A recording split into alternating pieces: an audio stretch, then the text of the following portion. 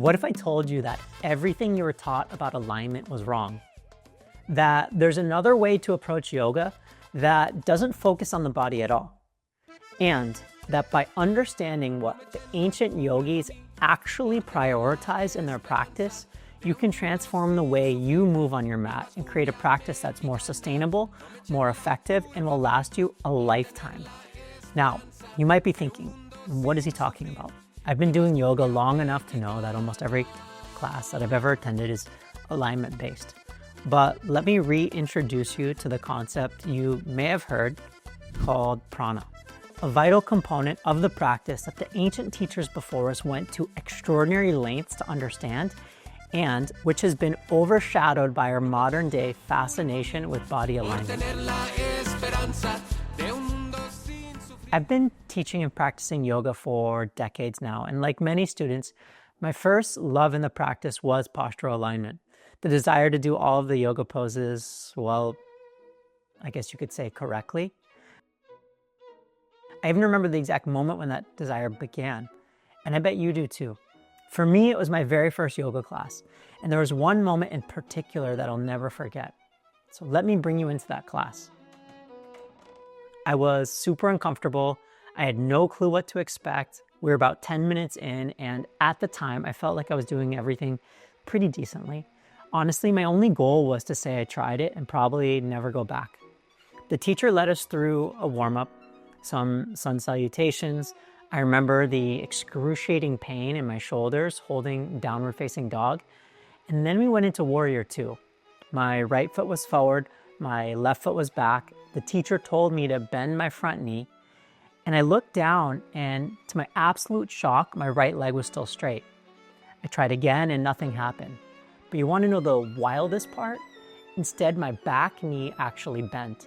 I was so confused. The body that I thought that I knew felt so foreign.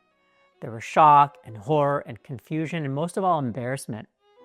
I thought I had control of my body. All I knew is that I had to solve this problem. So I did what many students do, and I went down the rabbit hole of postural alignment. I studied more. I learned from some of the best teachers in the world. I devoured magazine articles and books, attended workshops and trainings. Times were different back then, and there was no social media, so you had to seek this stuff out. And I eventually stumbled upon a yoga tradition, one that eventually took me to India and introduced me to a concept that completely turned my world upside down. And that concept was prāṇa. Now, if you're a student or a teacher of yoga, I already know what you're thinking. Prāṇa, isn't that just our vital life force? That's the answer I hear all the time in teacher trainings that I lead and in lectures that I give. And yes, that's the shorthand definition, but it's missing something critical. And stay with me because I want to show you exactly what that is. The word prāṇa can actually be broken down a few ways. One breakdown of the word translates to that which moves everywhere. Think about that for a moment. Movement everywhere. That definition gets the very core of yoga's premise. The feeling of freedom, the feeling of movement, the feeling of expansion in the body, in the breath, in our mind, in our thoughts, in our emotions. The freedom from suffering, or what the ancient yogis called dukkha. Dukkha is literally the absence of movement. And I'll film another video diving deeper into this word, so make sure you're subscribed. And prāṇa? Prāṇa, it's the antidote to stagnation. The practice of yoga was designed for exactly this, to optimize the movement of prāṇa inside us. Even the word hatha yoga points to it. Ha representing prāṇa moving in one direction and ta representing prāṇa moving in the other. Here's the untaught part that you may have not learned yet. Listen to this. Prāṇa isn't just one thing. Ancient yogis described 5 distinct movements of prāṇa called the pancha prāṇa vāyus.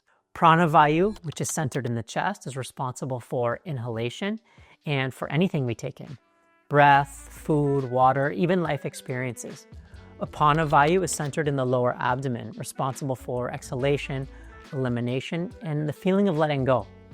Samana vayu, centered in the navel, governs digestion and assimilation of both food and ideas and experiences. Udana vayu, centered in the throat, supports communication, growth, and upward movement in life. The vayu moves throughout the entire system, it governs circulation and integration. And these 5 vāyus are the real reason we move the body in the way in which we do in yoga class. Almost every class focuses on alignment, and there's an undeniable allure to mastering the body. But at the end of the day, why? Yes, we often say it's to avoid injury, but here's the irony. Most injuries I see actually come from people pushing alignment. The reality is alignment changes. It shifts as we shift. Our bodies are always in flux. So instead, I challenge you to think about movement in terms of prāṇa. Inhaling into the chest, opening up the arms wide, influences the prāṇa vāyu. Forward bending, contracting the lower abdomen, influences the apāna vāyu. Twisting sideways, bending laterally, turning the head, influences samana, udana, vyana vāyu, respectively. Alignment becomes less about geometry and more about freeing this energy within us. So, let me ask you, if yoga isn't about stacking joints at 90 degrees or copying some perfect pose off the internet, how does this change the way that you see your own practice? What if alignment was less about symmetry and more about whether your prāṇa was flowing freely? I'll be filming a series diving deeper into each of these 5 vāyus, how they show up in practice, how you can feel them, and how to use them to make your practice more sustainable and feels more alive. So if this sparks something for you, hit subscribe, click the bell, and stay tuned. And if you're a teacher, share this with your students. It will completely reframe how they approach the mat.